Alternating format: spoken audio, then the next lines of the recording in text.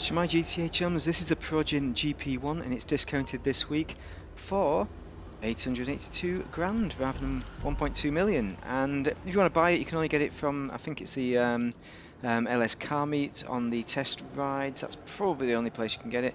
But it's one of those FOMO, forced FOMO old cars that's been in the game for a long time. Should never have been taken out. And here is my version of it, which you can appreciate is very good. I'm not sure about the eyebrows that it's got there, but let's just modify it and show you what it offers and why you want to buy it as well. Why? Well, because it's the McClaren F1, a legendary car. You need to own this if you are a car chum. So we've got all the brakes and everything upgraded to the Ultra Max. So let's start with the respray because we don't have any liveries, so we need to go to the matte colours perhaps. I mean, we're a light grey right now, but where would this go? I mean, that is nice. Midnight blue looks great on it. Suits you, sir. Oh, suits you. Oh, yellow looks very good. I was going to do a metallic, but, you know, I think matte yellow is the way to go. Look elsewhere. Yep. Secondary colour. Now, this is the difficult bit. We've got the classics because they're cheaper. And I suspect... Actually, no, I don't suspect, do I? What do you suspect? It's not going to work. What are we colouring? Okay, the white. Let's have a look at the white then. Maybe we'll just wang a nice white on for now. Just because I notice it colours up these jeb ends in here. You can just about see it. There's a few accent colours. This bar out here as well. So for that reason I'm going to do a white because I don't want to overload it with colour. Do you know that yellow and blue does look very good anyway? So maybe I should keep that. Trim colour.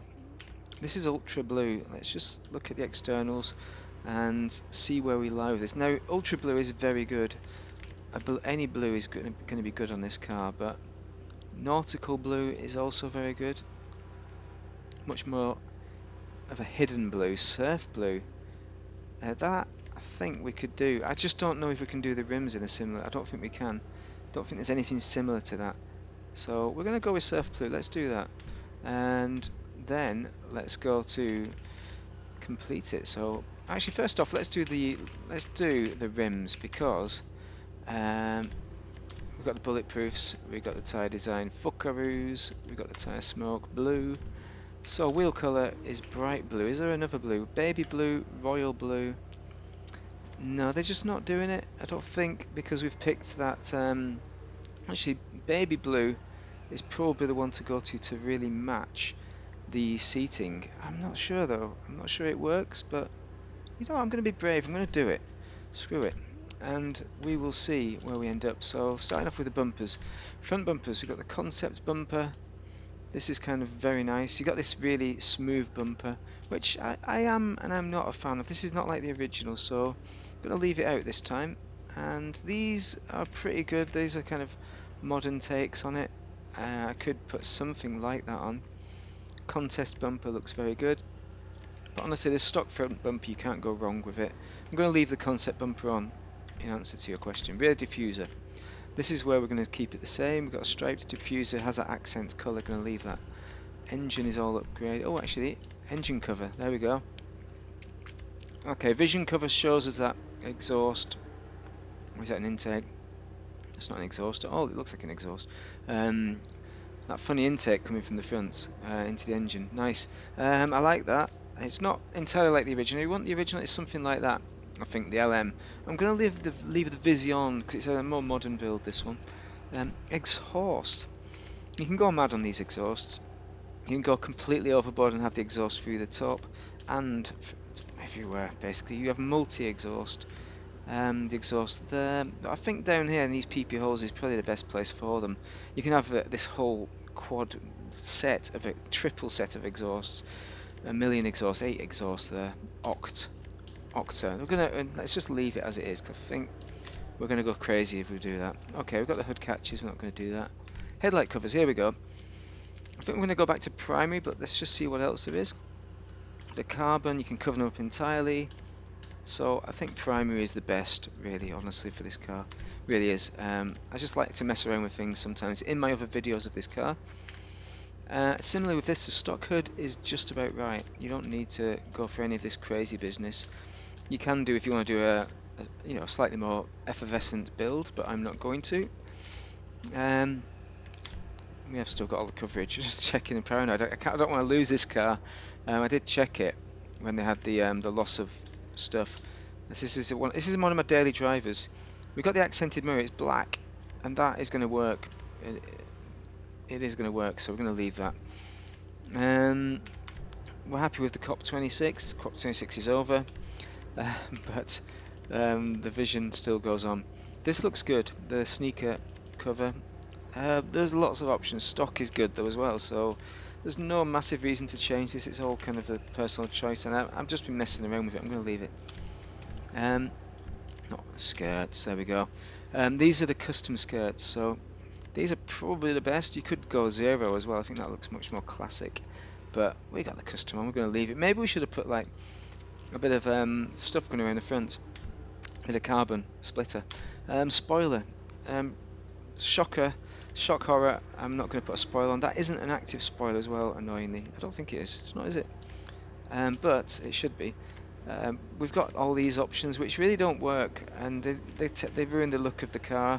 Maybe I'd go for that two-tone, possibly. I think there's some okay spoilers. There's some okay spoilers. Oh, and you get no traction bonus with that, so don't worry about it. Okay, so windows next. I don't limo this out generally because it's more like a track car. I think of it more like a track car.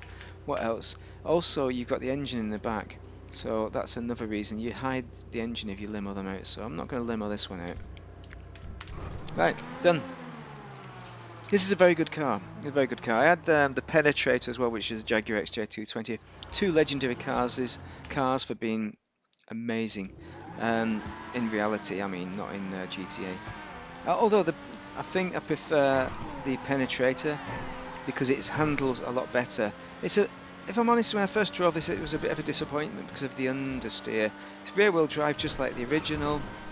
It looks a bit thinner, a bit too narrow to me. It needs to be expanded a little bit, it seems almost. But this was back in the time when they were trying to make the cars look different than the original and not get sued. Before they became bigger than McLaren. You know, it's the way it is now, isn't it? With Rockstar seeming to rule the world next, eh? Hopefully not. But yeah, it's a very nice car. It's got grip, but understeer. That's my main quibble with it. But it is in my daily driving garage, but it's not one I get out as much as the other daily drivers, if that makes sense. It's there to force me to fly the British flag as such. I don't know. I don't care about flying any British flag. It does drive very nicely. In the Supers class, you're not going to race it, but you are going to enjoy it because it's a treat. It's a rare treat. Internally, it does look nice, and for the age, for the era. So there's nothing I can't recommend it enough as a car for customization, as a car for being a legend of its age, one of the best cars I've ever invented. The other problem as well, actually, the problems are on Rockstar's side of it. The way they've designed it is not perfect, and the glaring error, and this is a big one, it's not a three-seater, not even a one-seater, because the original, the seat is in the middle. It should be a one-seater, is what they should have done, and done a compromise. I'm not saying they should have designed a weird seated cabin, but there is a precedent of other one-seaters, which, in fairness, they got developed a bit later, but it's still something that is glaringly obviously and annoying. Understeer not being a three-seater, and a few of the kind of niggles of the look, but overall it's the nearest thing you're going to get to the real thing. So do get it while you can. It's a FOMO car. It's going to be gone after this week, and who knows when it's going to come back, because you can no longer purchase it. And for 800 grand, it's an absolute steal. But if you're just buying a car for performance, the Emirates is on discount, the sister to this car, and far better. Pretty much top of class, unless you're HSW, top of HSW class. So that is the cars this week, and hopefully you found that useful. Do drop a like and give me any comments, questions that you have about this car. Thank you very much for watching.